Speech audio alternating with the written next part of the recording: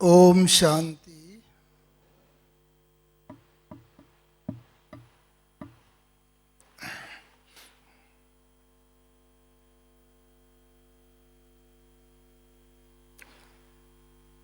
बहन जी अभी जब विषय बता रहे थे बाबा से प्रीत की रीत, तो वास्तव में आपको तो इसकी आवश्यकता ही नहीं है, क्योंकि आप सब अगर प्रीत बाबा से प्रीत न होती, उसकी रीत न जानते होते तो आज यहाँ होते ही नहीं।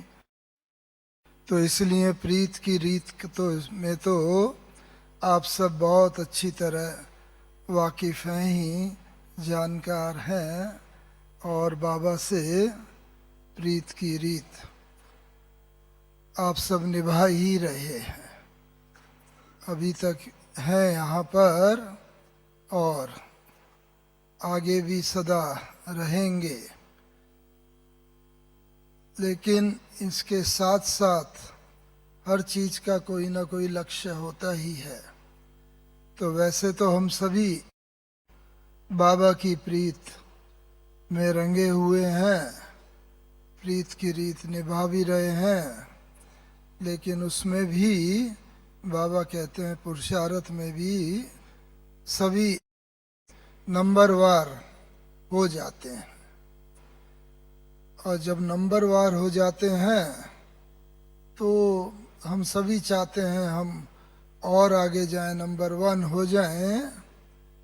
तो नंबर 1 जिसने प्रीत की रीत निभाई है और जिसने नंबर 1 पद का अधिकार प्राप्त किया है, तो यदि उसके पद चिन्हों पर चलते रहते हैं तो नंबर 1 हम भी जा सकते हैं। और इसीलिए बाबा हम बच्चों को कहता है कि नंबर 1 बाबा ने हम बच्चों को बताया है। कौन है नंबर 1? हाँ, प्रीत की रीत निभाने में नंबर 1 कौन है? ब्रह्मा बाबा। और बाबा खुद कहता था कि भले शिव बाबा ने ब्रह्मा बाबा को नंबर 1 दिया है, लेकिन बाबा मम्मा को, मातेश्वरी जी को 1+ में रखता है, यानी 1 से भी थोड़ा आगे, क्योंकि इतने बड़े संगठन में रहते हुए भी मम्मा ने किस प्रकार से बाबा से प्रीत की रीत निभाई वो हम सब लोग जानते भी हैं। यज्ञ का इतिहास भी हम सब ने सुना है, और इसलिए बाबा मुरली में भी समय प्रति समय चेतावनी देते रहते हैं। आज की मुरली में बाबा ने क्या हम बच्चों को चेतावनी दी और क्या बात बताई कि कौन सी बात यज्ञ की मर्यादा के विरुद्ध है? कौन सी बात बताई बाबा ने? हाँ, जो पहले, अभी की शायद जनरेशन तो ये जानती नहीं होगी ज़्यादा कि नॉवेल्स वगैरह क्या है, लेकिन साकार बाबा के समय में 1960s में 70s में उस समय जो बाबा ने देखा, बताया और ये अनुभव भी किया, बच्चे भी बाबा को लिखा करते थे। कोई बात पूछनी होती थी, साकार में बाबा मम्मा होते थे तो बाबा को पूछा करते थे, बाबा उसका समाधान भी हम बच्चों को देते थे। तो इसमें बाबा ने जो कहा उसे अपने समय के अनुसार ढाल लेना चाहिए। बाबा ने भले कहा कि नॉवेल्स आदि स्टोरी पढ़ना और ऐसी कहानियाँ पढ़ना, फिल्मी स्टोरी, वो उससे आत्मा की उन्नति नहीं बल्कि अवनति ही होती है। आत्मा और पतित बनती जाती है। आज के रेफरेंस में तो कहेंगे कि हाँ वाकई हम तो नॉवेल पढ़ते ही नहीं हैं, लेकिन आज के रेफरेंस में वही बात मोबाइल के लिए भी फिट बैठती है, बल्कि उससे 2 कदम आगे ही है। क्योंकि नॉवेल में तो फिर भी पढ़ना होता है और पढ़ने के साथ दिमाग में उसका चित्रीकरण भी होता जाता है या करना होता है।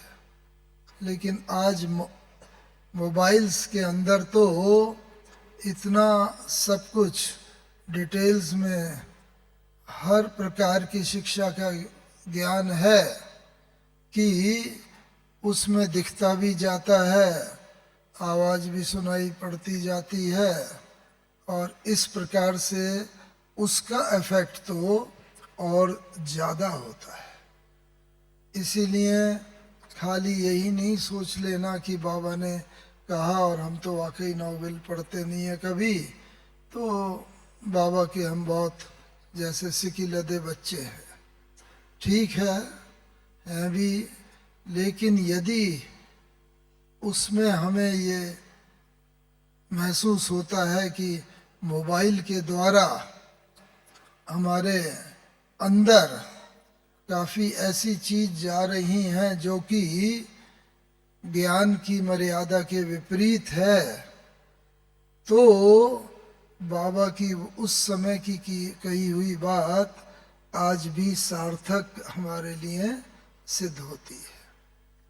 इसीलिए प्रीत की रीत सच्चे अर्थों में हम निभाते चलें तो उसके लिए हमारे सामने रोल मॉडल तो ब्रह्मा बाबा है। ब्रह्मा बाबा ने प्रीत की रीत पहले दिन से ही निभाई, अथवा ये कहें कि पहले दिन से भी और पहले। हम सब ने सुना है, पढ़ा है जीवन कहानी में बाबा की कि बाबा नारायण के बहुत भक्त थे और बहुत पूजा करते थे। बिना नारायण की उसके पूजा के बस सुबह कुछ भी चाय नाश्ता कुछ भी नहीं करते थे। और उसके साथ ही साथ बाबा सदा जब तक गीता पाठ नहीं कर लेते थे तब तक आगे की दिनचर्या भी उनकी नहीं चलती थी। तो इसका भाव ये है कि जिससे भी प्रीत होती है, पहली बात तो जैसा वो कहता है या करता है वैसा हमें बनना होता है, करना होता है, उस समान बनना होता है, जिससे सही अर्थों में प्रीत है। जैसे ब्रह्मा बाबा की प्रीत नारायण से थी और उस नवदा भक्ति के कारण ही बाबा को जैसे नारायण का जब साक्षात्कार हुआ तो बस बाबा तो बड़े प्रसन्न हो गए, खुश हो गए, नारायण को देखते ही रह गए एकदम। और जब नारायण के मुख से यह आवाज निकली कि अहम चतुर्भुज तत्व, मैं चतुर्भुज हूँ, तुम भी मेरा ही स्वरूप हो, तो बस बाबा तो समझ नहीं सके इसका क्या मतलब है। लेकिन फिर भी जितना गुरुओं आदि ने भक्ति मार्ग में समझाया, तो भाई मैं जो हूँ नारायण, तुम भी वो ही हो, तुम मेरा ही स्वरूप हो, तुम भी नारायण का ही रूप हो। तो बस बाबा को तो एकदम नशा चढ़ गया, ओहो मैं नारायण हूँ, मैं ये बनने वाला हूँ। और बस उस नशे में बाबा एकदम जैसा बाबा मुरली में कहते भी हैं, आज की मुरली में भी बाबा ने बोला तुम बच्चों को ऐसा नशा रहना चाहिए। तो बाबा ने हमें भी जो लक्ष्य दिया है वो तो सबको क्लियर है, नर से नारायण, नारी से लक्ष्मी पद की प्राप्ति करना। तो वो जो लक्ष्य दिया है, तो यदि हमारी सच्ची प्रीत है बाबा के साथ, तो हमें भी अपने लक्ष्य से ना ऐसा ही बस उस नशे में डूब जाना चाहिए, सदा वो ही स्मृति में रहे, मैं ये बनने वाला हूँ।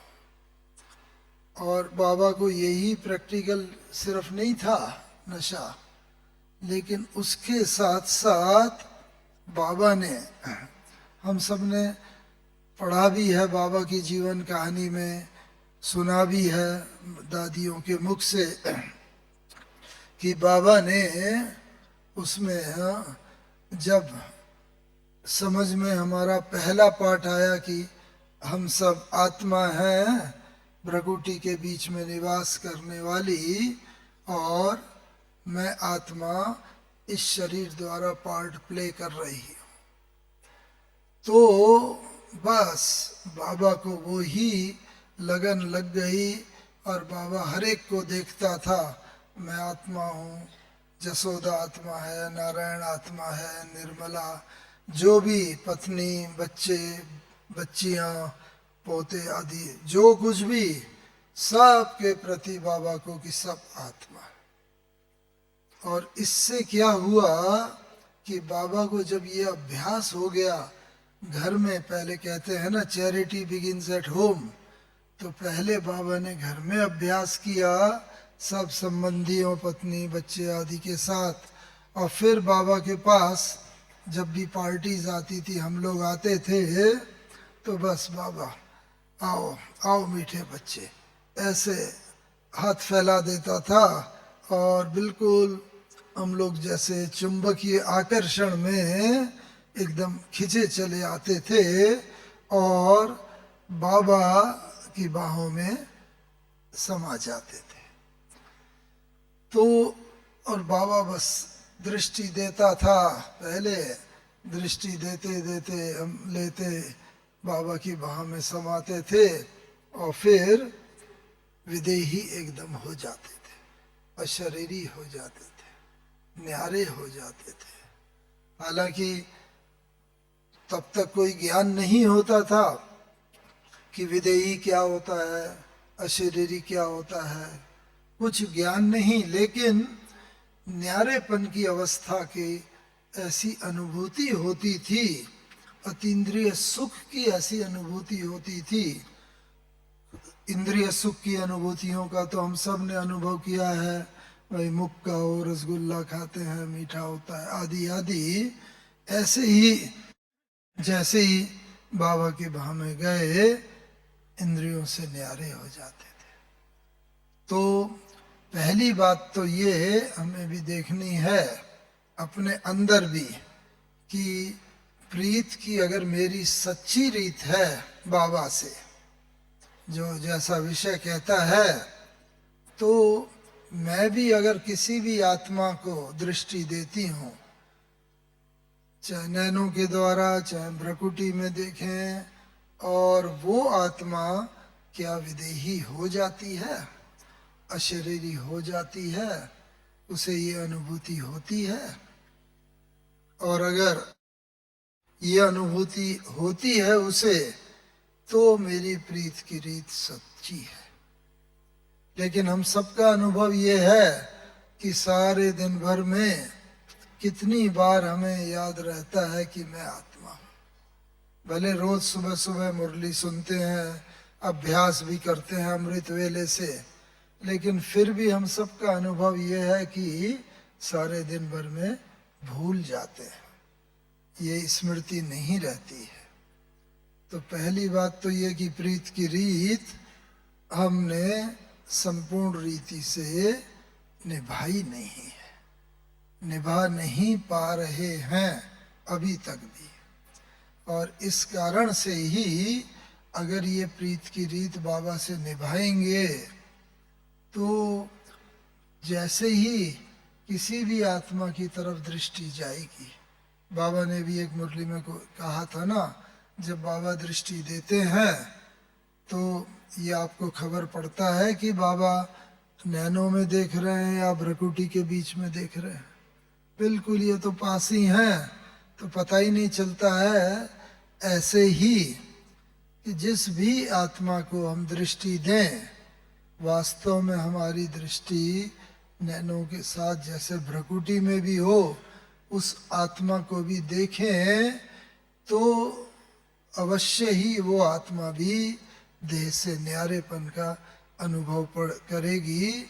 और ये प्रीत की रीत सच्चा निभाना हुआ, पहली बात। दूसरी बात, ये प्रीत की रीत भी तब निभा सकते हैं जब पहला पाठ ये एकदम पक्का करा होगा, मैं आत्मा हूँ और साथ ही साथ सोल कहते हैं ना, सब्जेक्ट ऑफ यूनिवर्सल लव। आत्मा अनेक गुण स्वरूप है, सुख, शांति, आनंद, पवित्रता, प्रेम, ज्ञान, गुण, शक्ति आदि आदि। लेकिन उसमें भी जो दूसरे सहज महसूस कर सकें, जो हम भी अनुभव कर सकें, मैं आत्मा प्रेम स्वरूप।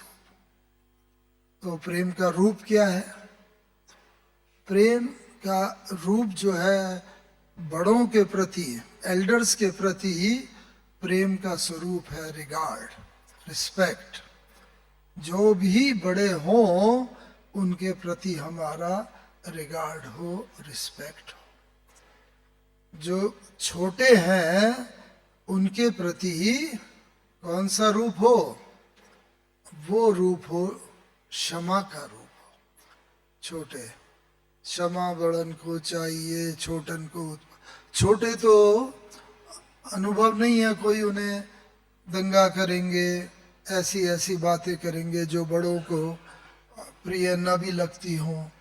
लेकिन उसके साथ साथ छोटों के प्रति सदा क्षमा का रूप हो, बड़ों के प्रति रिस्पेक्ट, रिगार्ड हो, और समान वालों के प्रति अति स्नेह, आदर और समानता का ऐसा व्यवहार हो। समानता माने मैं भी अपने को आत्मा समझूं, उसे भी आत्मा समझें, और इस प्रकार से हमारा एक दूसरे के प्रति व्यवहार हो। ये है दूसरा प्रेम का स्वरूप। और ये बाबा में एकदम पल पल में दिखता था। बाबा से जो भी मिलता था ना, उसे यही, ब्रह्मा बाबा से जो मिलता था उसे ये महसूस होता था, बाबा जितना मुझे प्यार करता है उतना किसी को नहीं करता। बच्चे को बच्चे जैसा समान, बूढ़े के साथ बूढ़े जैसी बात, और समान वालों के साथ समानता का व्यवहार। तो जैसे ही बाबा को हम सब मिलते थे, बाबा की बाह में जाते थे, विदेही हो जाते थे, थोड़ी देर तक वो अतीन्द्रिय सुख का आनंद लेते थे। फिर बाबा, हाँ बच्चे आओ आओ लौटो, क्योंकि हम देह से न्यारे हो जाते थे। हालांकि उस स्थिति का बहुत एक्सपीरियंस और बहुत ज़्यादा अनुभूति उस समय बहुत देर तक तो नहीं होती थी, क्योंकि ये बाबा की शक्ति थी, बाबा की पवित्रता का आकर्षण था कि वो हमें अनुभव कराता था। हमारे में तो कोई शक्ति नहीं, दुनिया से आए हुए होते थे, पहली बार भी मिल रहे होते थे। भले बाबा की पर्सनैलिटी ऐसी थी, फिर भी कोई बहुत आध्यात्मिकता का कोई ज्ञान तो होता नहीं था। फिर भी ऐसे अनुभूति होती थी, बस वाह बाबा कितना प्यार कर, कितना बाबा के रोम रोम से ना एकदम वो प्यार की किरणें जैसे बरसती थी। तो प्रीत की रीत का एक ये भी है कि हम जिस आत्मा, चाहे लौकिक या अलौकिक, जिसके भी संपर्क में रहें, उसे हम यदि देह भान का अनुभव होता है तो देह भान माने विकारों का अनुभव। मैं पुरुष हूं, कोई स्त्री मिल रही है तो पुरुष और स्त्री का भान होगा, तो देह के प्रति बुद्धि चली जाएगी। लेकिन बाबा से मिलते हुए सारे भाई बहनें, कुमारियां, माताएं सब मिलते थे, लेकिन किसी को भी ये देह का जरा क्षण भंगुर भी भान नहीं आता था कि मैं ये शरीर हूं। तो उससे क्या होता था कि वो अनुभूति, तो ये प्रीत की सच्ची रीत है। हम तो जानते नहीं थे, लेकिन बाबा जानता था कि ये प्रीत की रीत है। तो बाबा उस दृष्टिकोण से देखता था और हम उस लहर में बह जाते थे। तो एक ये बात अनुभव की है कि हम जिनसे भी मिले प्रीत का ये ही अनुभव। तीसरी बात, और हाँ, बाबा जो है ना, सबको एकदम ऐसी समानता से देखता था, हर एक को यही अनुभव होता था। जैसे मैंने बताया कि बाबा जितना मुझे प्यार करता है उतना किसी को नहीं करता, हर एक को ये अनुभूति। तो हमारे से भी हर आत्मा को ये अनुभव, हर व्यक्ति को ये अनुभव हो, नोन हो या अननोन हो। बाबा के पास तो कई आते थे पहली बार, भले बाबा के पूछने पर क्लब पहले वाले बच्चे हैं, और बाबा जब मिलता था तो यही भान होता था। लेकिन हमारा ये अनुभव हमारे द्वारा सभी को होना चाहिए, जिनसे भी लौकिक अलौकिक संबंधी, कोई बाहर के हों अपने हों, सबको ऐसेपन की अनुभूति हो। इसीलिए किसी को भी कोई, बाबा ने अभी, बाबा भी धीरे धीरे हम बच्चों को स्थूल से सूक्ष्म की ओर लेता चला जा रहा है। हमें याद आता है जब पहले 62, 63 में हम बाबा से मिलते थे तो बाबा का ज्ञान मोस्टली होता था, बच्चे कोई भी कर्मेंद्रियों से विकर्म नहीं करना है। क्यों? इससे विकर्म बनते हैं और फिर सजाएं खानी पड़ेगी।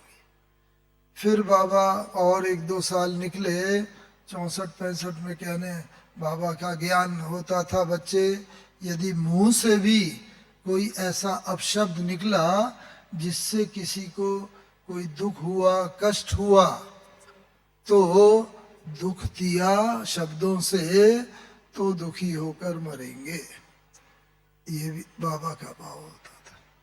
और फिर बाबा लास्ट में 68, 69 वगैरह में तो इतनी सूक्ष्मता में ले जाता था, बच्चे संकल्प के द्वारा भी किसी को दुख नहीं देना है। संकल्प में भी सोचा ना किसी के लिए, तो वो संकल्प तक ही नहीं हुआ। हम समझते हैं ये तो मेरे मन की बात है, दूसरे को कैसे पता चलेगा, लेकिन नहीं, संकल्प में होता है तो वो हमारे वाइब्रेशन से बाहर निकलता है, एक एक अंग से।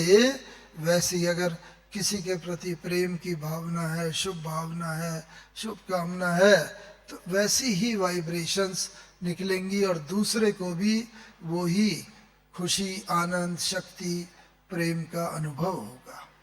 और यदि किसी को दिखाने के भाव से हम भले मुस्कुरा दे, लेकिन अंदर उसके प्रति कोई श्रद्धा ना हो, प्रेम की बात ना हो, तो असली में उसे वाइब्रेशन वो ही पहुंचे, क्योंकि वाइब्रेशंस की स्पीड बहुत फास्ट और बहुत पेनिट्रेटिव होती है, वो मन के अंदर तक चली जाती है।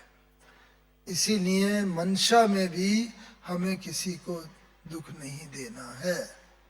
और फिर बाबा मंशा से भी, मंशा में तो फिर भी थोड़ा बहुत कंट्रोल है, लेकिन बाबा मंशा से भी और सूक्ष्म में ले गए कि बच्चे स्वप्न में भी किसी के प्रति कोई भी कष्ट देने की, दुख देने की कोई गलत भावना किसी के प्रति नहीं होनी चाहिए, क्योंकि स्वप्न में भी हुए तो भी वाइब्रेशन वायुमंडल बनाती हैं, और वाइब्रेशंस जब वायुमंडल बनाएंगी तो वो वायुमंडल तो उस वायुमंडल में तो जो भी आता है वो वैसा महसूस करता है।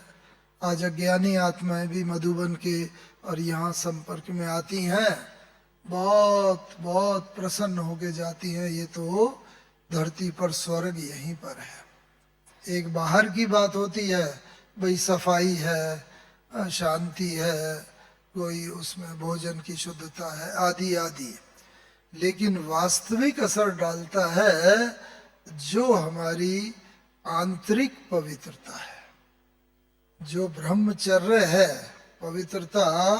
इसीलिए बाबा कहते हैं ब्रह्मचारी तो बन गए, अब क्या बनना है? ब्रह्मचारी बनना है।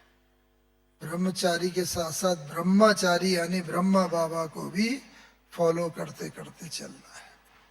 ये है जो बाबा बताते हैं हम बच्चों को साथ में, कि जो आज का जैसा विषय है उसके ऊपर और क्या चाहिए। ये भी बाबा तो हमें एकदम अंत समय के लिए तैयार कर रहा है, क्योंकि हमारा गायन है अंतमति सोगति का। अंत में जब हमारे प्राण तन से निकलेंगे, आत्मा शरीर छोड़ के जाएगी, उस समय जो स्थिति होगी उस स्थिति के अनुसार ही हमारा पुनर्जन्म होता है, उस स्थिति के अनुसार ही हमारे आगे की सारी जीवन चलता है। और इसलिए ये आवश्यक है। जैसे लौकिक दुनिया में ना क्या होता है, जो सैलरी मिलती है लौकिक दुनिया में, गवर्नमेंट में भी या कहीं भी, लास्ट पे सर्टिफिकेट जो होता है, आखिरी दिन जो सैलरी होती है उसके अनुसार ही उसकी पेंशन और जो पूरा का पूरा प्रोविडेंट फंड, सारा चीज, हर चीज कैलकुलेट होती है। लास्ट डे की सैलरी, लास्ट पे सर्टिफिकेट बोलते हैं, एलपीसी। ऐसे ही लास्ट मोमेंट पर जब आत्मा ने ये शरीर छोड़ा और उस समय हमारी आंतरिक स्थिति कैसी है। और इसीलिए अभी बाबा चूंकि बहुत एडवांस कोर्स करा रहे हैं, पहले हमारा कोर्स होता था, कोर्स किया, फिर रिवाइज कोर्स किया, वो रिवाइज कोर्स यानी अव्यक्त मुरलियाँ भी, फिर उसके बाद और क्या किया, जो कोर्स है एक्सपीरियंस, अनुभव करने का, वो किया। और अब बाबा हमें और क्या करा रहा है, लिबरेशन कोर्स। हम लिबरेट कैसे, अपनी सूक्ष्म से सूक्ष्म कमी से भी हम मुक्ति कैसे पालें, जो चीज है। और इसीलिए अंत समय की बात जो है ना, अभी बाबा क्या कहता है, गौर किया है आपने? बाबा कहता है सबसे आपका प्यार हो। नहीं तो यूजुअली क्या होता है, अक्सर करके हम मनुष्यों में एक भावना होती है, दो बात खास होती हैं। एक, हम किसी को कुछ एक्सपेक्ट करते हैं, जो अपना समझते हैं, ये अपेक्षा, एक्सपीरियंस, एक्सपेक्टेशन, किसी से जो एक्सपेक्टेशन होती है, अपेक्षाएं होती हैं, वो करते हैं। और दूसरा, अगर किसी के प्रति हमारी उतनी स्नेह भावना नहीं होती है तो अपेक्षा की बजाय उपेक्षा हो जाती है।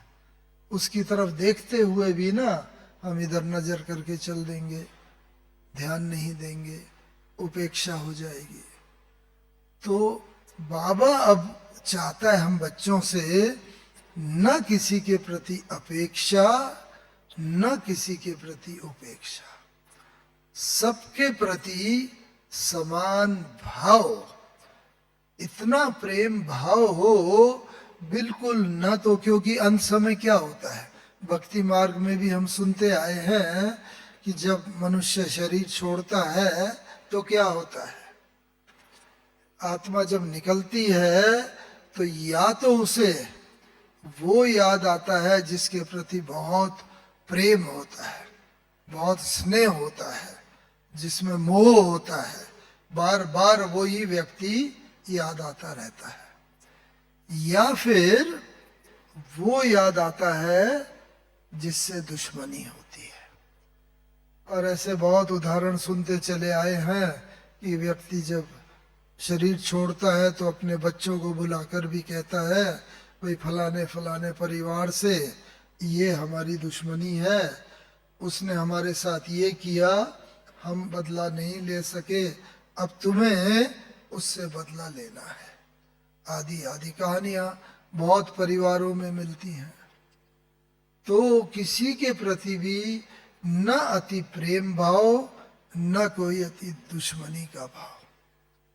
भक्ति मार्ग में भी इन्हीं बातों को बोल के गए हैं। हाँ, कबीरदास जी का भी प्रसिद्ध है दुआ की, कबीरा खड़ा बाजार में सबकी मांगे खैर, ना काहू से दोस्ती ना काहू से बैर। हमारा ऐसा भाव हो सबके प्रति, जितने भी भाई बहन हैं, न किसी के प्रति अति स्नेह का भाव, न किसी के प्रति वैर भाव। क्यों? क्योंकि जिससे अति स्नेह होगा, हमें कोई भी बात पता चलेगी, उसको बताए बिगर रहेंगे नहीं। बस कैसे उससे मिलें, उसको बताएं, उससे डिस्कस करें और ये बात उस तक पहुंचाएं। और जिससे दुश्मनी होगी, वैर भाव होगा, उससे तो फीलिंग ही निगेटिव होंगी, बदला लेने की भावनाएं होंगी। तो इसीलिए एक जिनसे प्रीत की रीत यही है कि न किसी से अति प्रीत, न किसी से अति दुश्मनी। ये असली प्रीत है। जैसे भगवान की है ना, बाबा से भी, भगवान तो चलो शिव बाबा निराकार, वो तो आत्माओं को देखता है, लेकिन ब्रह्मा बाबा में भी ये गुण कूट कूट के भरा था, क्योंकि ब्रह्मा बाबा को भी शिव बाबा का सानिध्य मिलता था हमेशा, रोज प्रतिदिन, कितने कितने मिनटों तक, कितने घंटों तक। और इसी कारण से ब्रह्मा बाबा भी धीरे धीरे धीरे शिव बाबा समान होता चला जा रहा था। और इसीलिए भक्ति मार्ग में भी कहा है किसी ने कि आदम को खुदा मत कहो, आदम खुदा नहीं, लेकिन खुदा के नूर से आदम जुदा नहीं।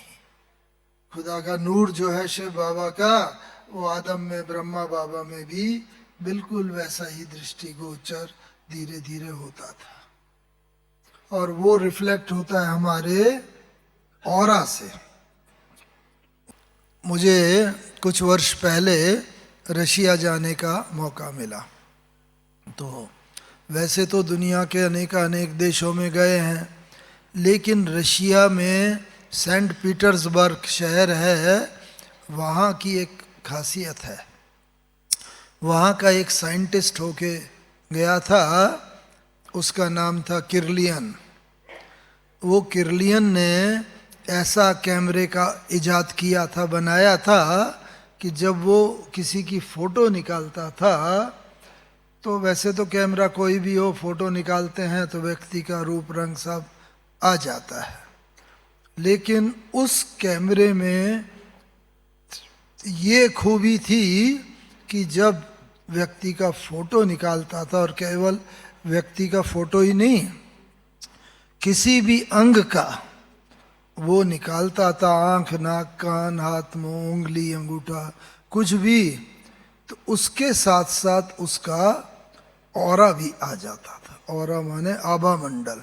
जैसे देवी देवताओं का देखते हैं ना, देवी देवताओं के पीछे एकदम लाइट का थोड़ा ताज दिखाते हैं, और केवल हिंदू ही नहीं, कोई भी महान आत्मा होती हैं, उनके पीछे क्राइस्ट हो, बुद्ध हो, कोई मदर टेरेसा हो, कोई जैन हो, कोई भी महान आत्मा है, पवित्र आत्माएं, उनके पीछे लाइट का क्राउन दिखाते हैं। तो उनके पास ऐसा कैमरा है। तो अभी किरलियन साइंटिस्ट तो नहीं रहा, लेकिन उसकी इंस्टीट्यूट बहुत बड़ी है और बहुत अच्छी चलती है, सेंट पीटर्सबर्ग में, सिटी में, रशिया में है।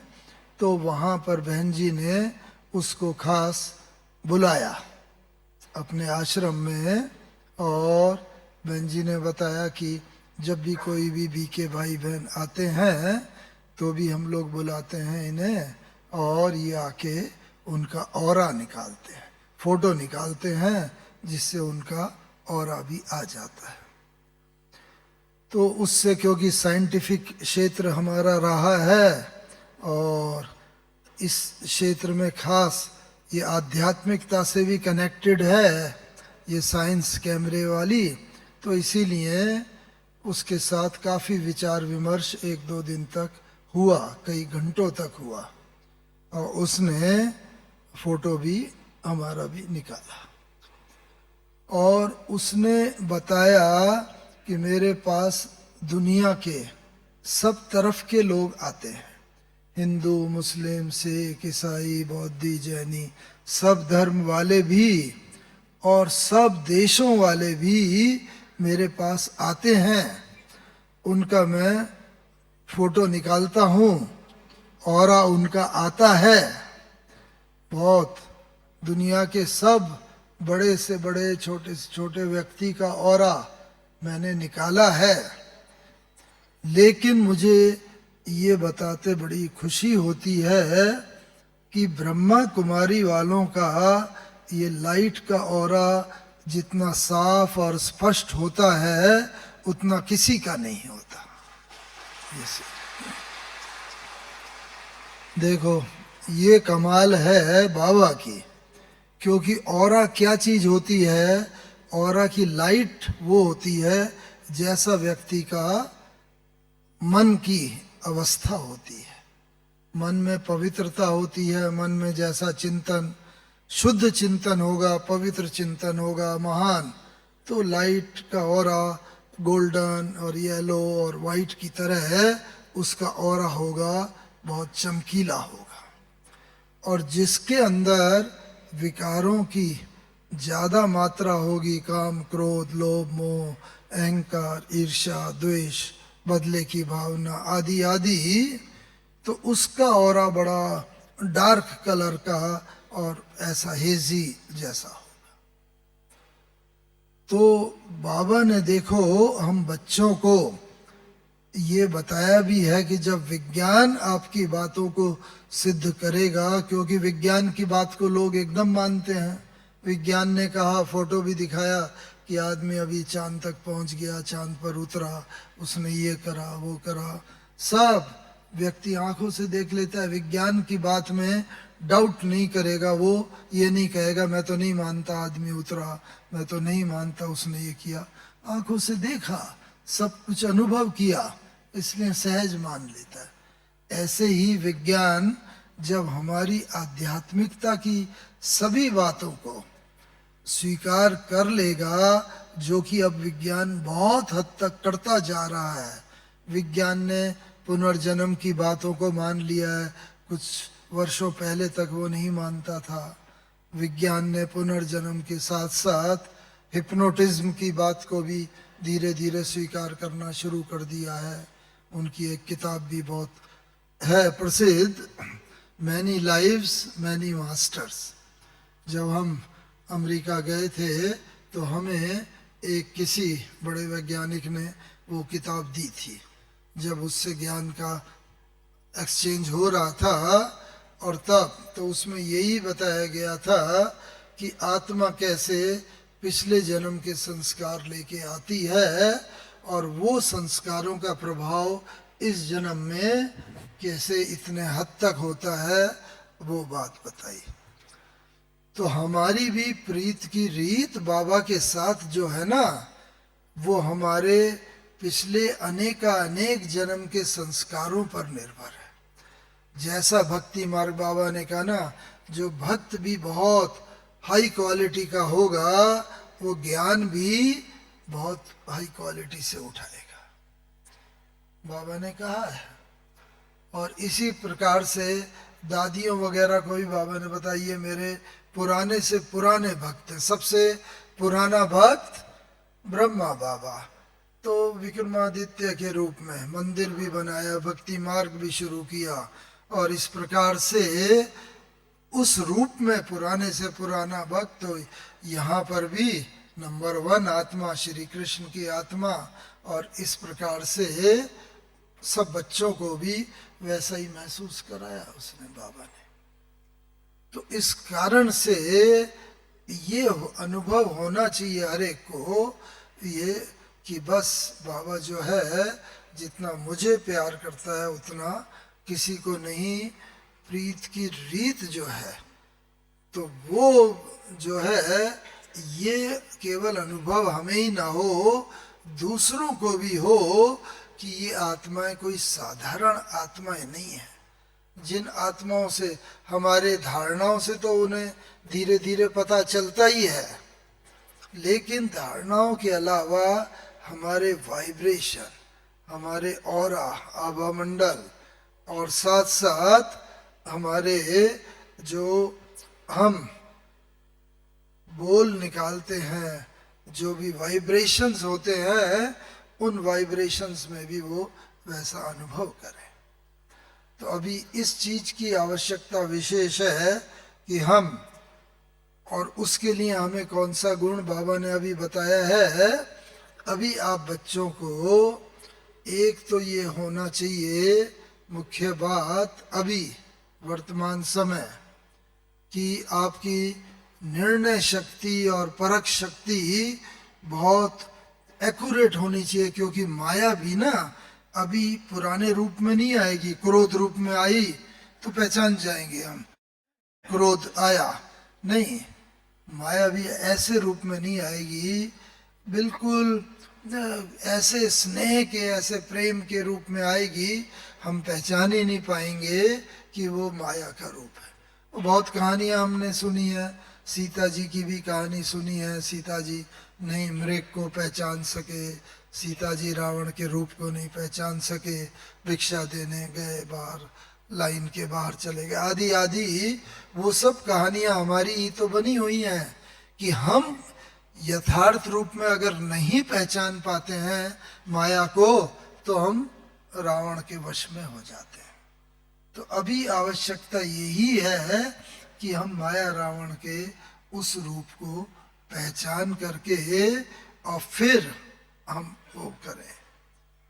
तो इसीलिए अभी बाबा कहता है कौन सी शक्ति, ये तो परख शक्ति, निर्णय शक्ति होगी तो माया के रूप को पहचानेंगे, लेकिन इसमें भी सबसे बड़ी शक्ति की आवश्यकता है एकाग्रता की।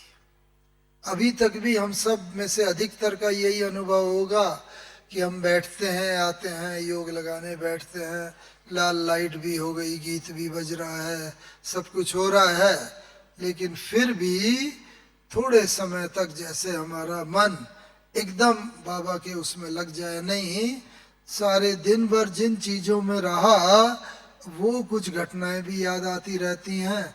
हम कोशिश करते हैं बार बार बाबा से एकाग्रता हो, वो एकाग्रता नहीं हो पाती, कंसंट्रेशन ऑफ माइंड पूरा नहीं हो पाता।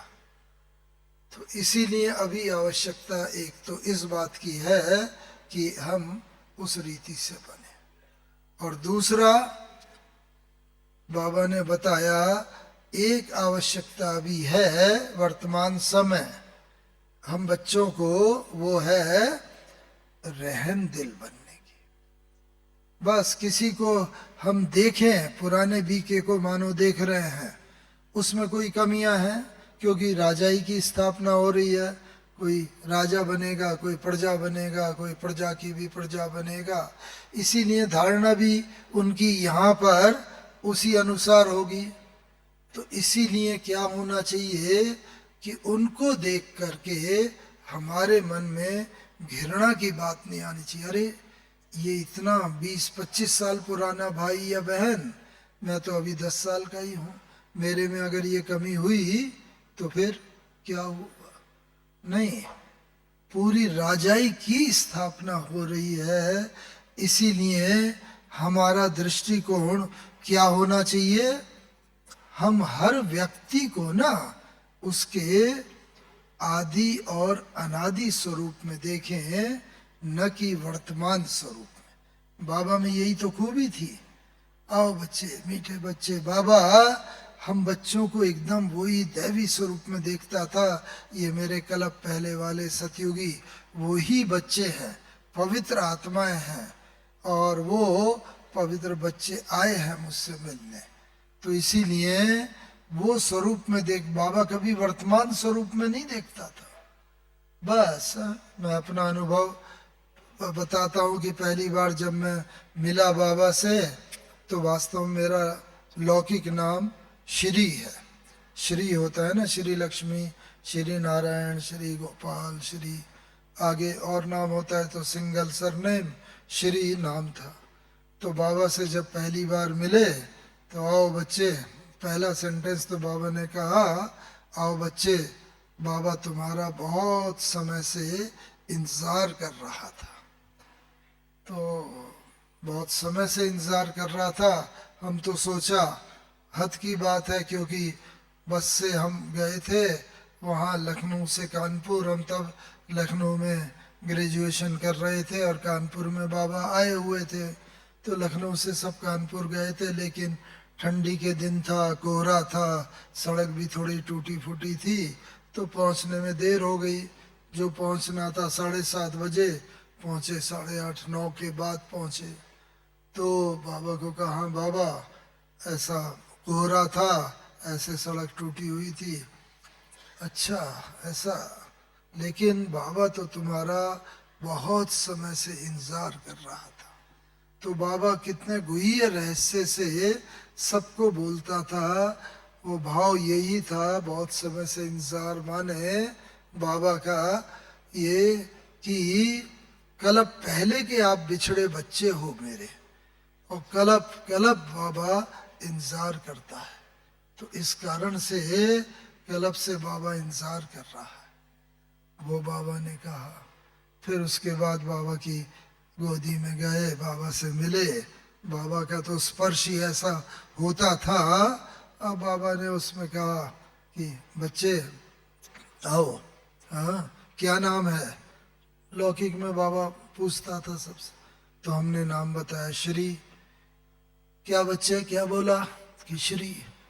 अरे श्री, वो बच्चे अभी तो श्री ब्रह्मा बाबा भी अपने नाम में नहीं लगा सकता, तो तुमने कैसे लगा लिया श्री? और श्री माने है तो वो श्रेष्ठ, वो होता है, देवी देवताओं को श्री लगाते हैं। तो श्री लक्ष्मी, श्री नारायण, क्योंकि उनकी आत्मा भी पवित्र और शरीर भी पवित्र, 5 पवित्र तत्वों का बना हुआ शरीर होता है, इसीलिए वो श्री लगा सकते हैं। तो अभी तो किसी का ब्रह्मा बाबा भी, इसका भी बाबा ने बताया, ना आत्मा पवित्र है ना शरीर पवित्र है। शरीर तो विकारों की उत्पत्ति है, और आत्मा तो सतयुग से पार्ट बजाते बजाते अभी पतित बन गई है। तो इसीलिए अभी ब्रह्मा बाबा भी नहीं लगा सकता, इसीलिए बाबा तुम्हारा नाम बदली करता है। अब तुम्हें श्री जैसा बनना है, और बाबा तुम्हें नाम मोहन देता है। तो बाबा ने नाम बदल दिया, हाँ? मोहन जैसा। हाँ, यहाँ पर यही समझो कि मैं ये मोहन श्री कृष्ण जैसा बन रहा हूँ। और श्री, श्री माने श्रेष्ठ, और श्री तो देवी देवताएं लगा सकते हैं, तो मैं श्री लक्ष्मी, श्री नारायण, श्री कृष्ण, श्री राधे जैसा बन रहा हूँ। तो बाबा हर एक के नाम बदल देता था। आप कहेंगे हमारा तो नाम नहीं बदला। नहीं, सबके नाम, आपका भी नाम बदला है। क्या बदला है?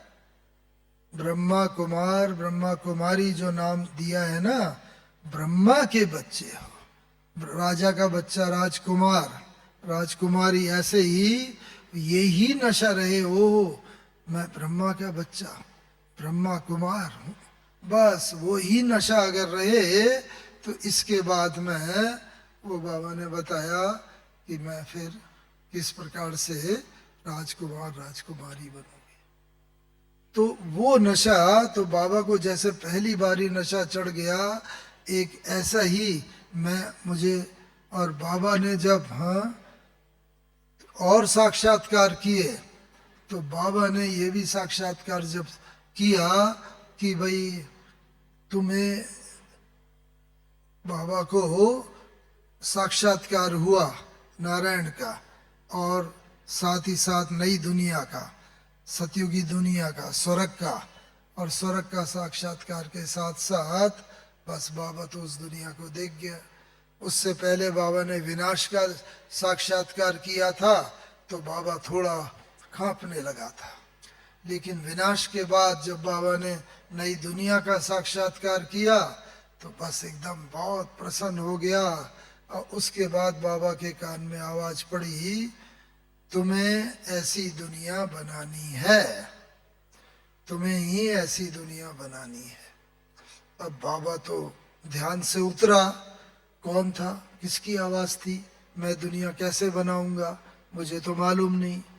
लेकिन धीरे धीरे सब स्पष्ट होता चला गया। तो अभी हमें भी कभी भी ये नहीं होना चाहिए कि अरे बाबा ने कल तक तो ये बोला, आज बाबा ये ज्ञान की दूसरी बात बोल रहा है। पहले बाबा ने कहा शिव अंगुष्ठाकार है शिवलिंग और ये, और फिर धीरे धीरे बिंदी तक ले आया। क्यों? बाबा कहता पहले बच्चों की मोटी बुद्धि थी तो मोटी बात समझते थे, छोटा बच्चा होता है ABCD पहले पढ़ाते हैं 1 2 3 4, फिर वो आगे और पढ़ता चला जाता है और PhD डॉक्टरेट वगैरह भी हो जाता है।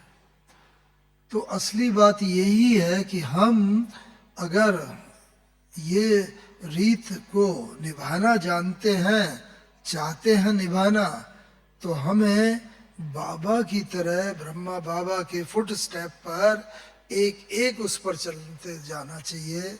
और हमें ये सौभाग्य मिला है कि ये बाबा को हमने देखा।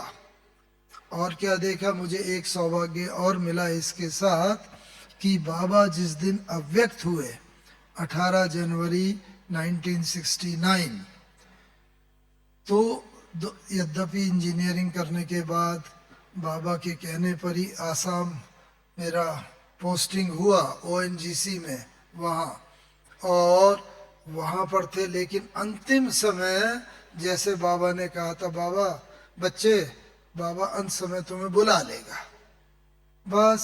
और बाबा ने अंत समय इशारा दिया, हम भी वहाँ से फ्लाइट पकड़ के आ गए और 17 जनवरी को पहुँच गए।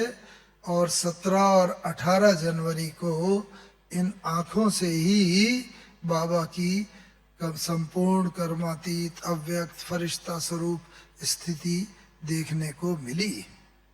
ये हमारा बहुत बड़ा सौभाग्य रहा। और उसकी 1 2 बात शेयर करके मैं समाप्त करना चाहूँगा क्योंकि समय हो गया है।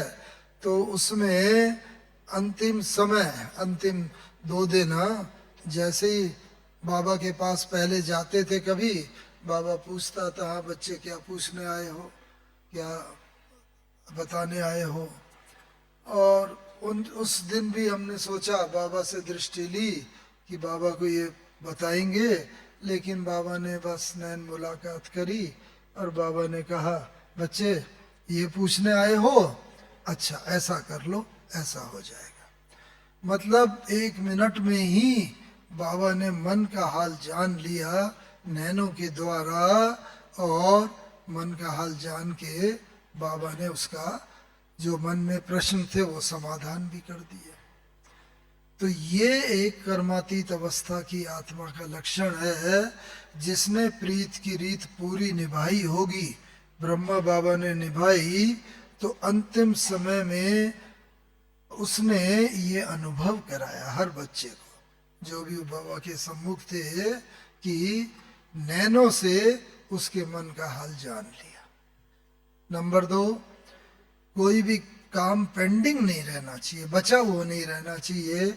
अगर काम बचा हुआ रह जाता है तो अंत समय कहते हैं वही याद आता है। जब आत्मा शरीर से निकलती है, अरे मैंने ये नहीं करा, ये करना बाकी था, अब तो मैं जा रहा हूँ, बस वही अफसोस रहता है। तो बाबा के ने अंतिम समय 18 जनवरी को, हाँ, कुछ पत्रों के उत्तर बाकी थे। तब तो पत्र लिखा करते थे, ईमेल और नेट वगैरह कुछ था नहीं, तो पत्र लिखते थे और बाबा पत्रों के उत्तर भी देता था उसको। बहुत अच्छा लाल अक्षरों से लिखे हुए बाबा के पत्र होते थे सिंधी में, और बीच बीच में जो जगह थी उसमें हिंदी में ईशु दादी जी उसका ट्रांसलेशन करके लिखा करते थे। बहुत अच्छा बाबा का पत्र आता था, आगे आने वाली घटनाओं का आभास भी बाबा दे देता था, और क्या अब बच्चों को पुरुषार्थ करना है वो भी दे देता था।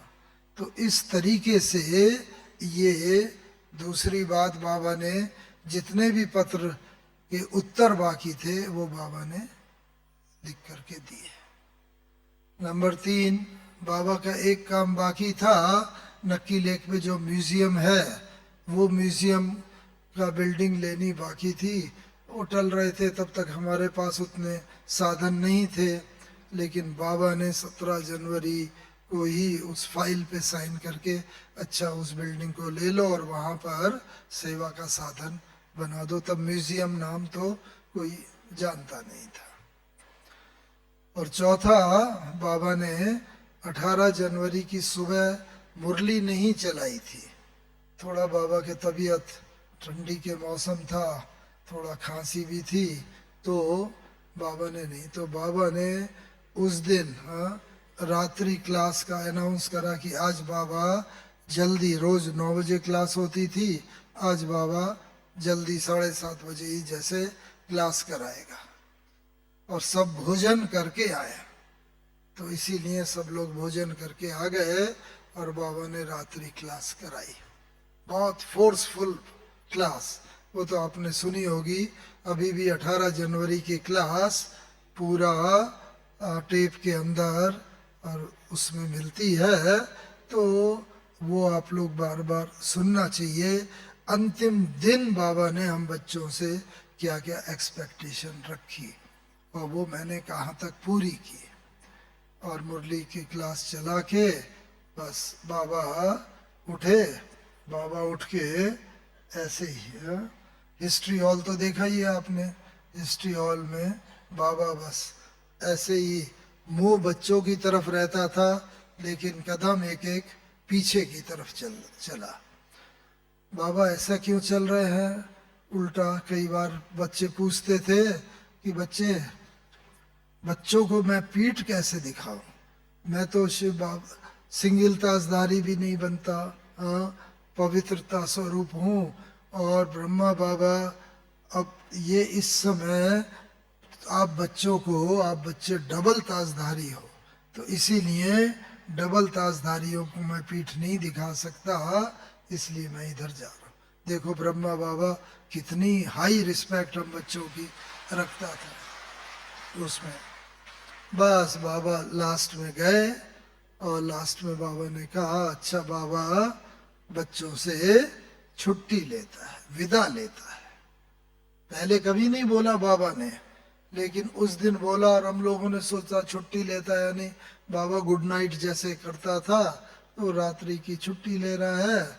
लेकिन बाबा के तो मन में था ही, आज बच्चों से मेरा अंतिम मिलन है।